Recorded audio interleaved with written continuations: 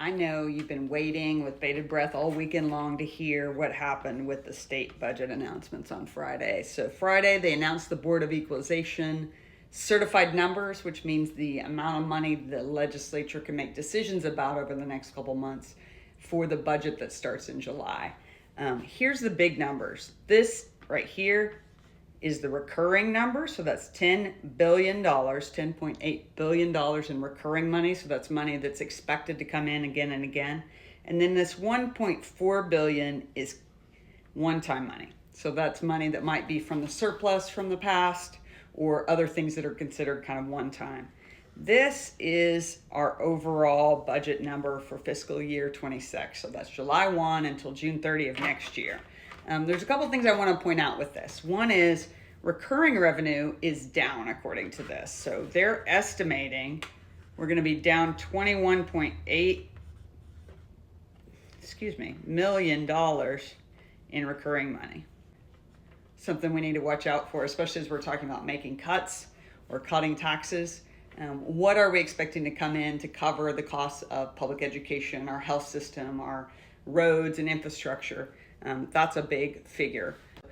Basically, we don't have any more money than last year, and that we do expect further tax cuts because the grocery tax will be a full year coming up, and I'm thrilled that we did the grocery tax cut, but it's going to affect these numbers. And then we also have an additional $50 million in the private school vouchers going out the door. So I'll just say overall, there's not a lot of money to work with here in terms of change, unless we make major cuts to programs.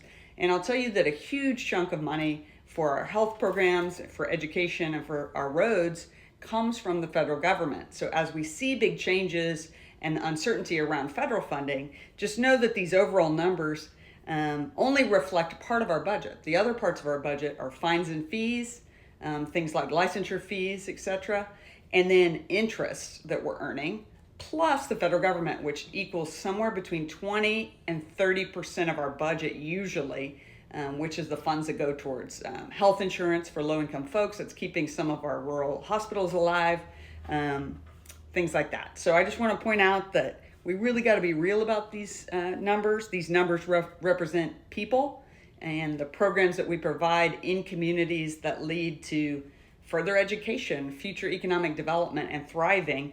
And we need to talk as a community about what our priorities are. So let's start with real numbers. Here they are. Let me know what questions you have. I know you just can't wait to talk more about this budget.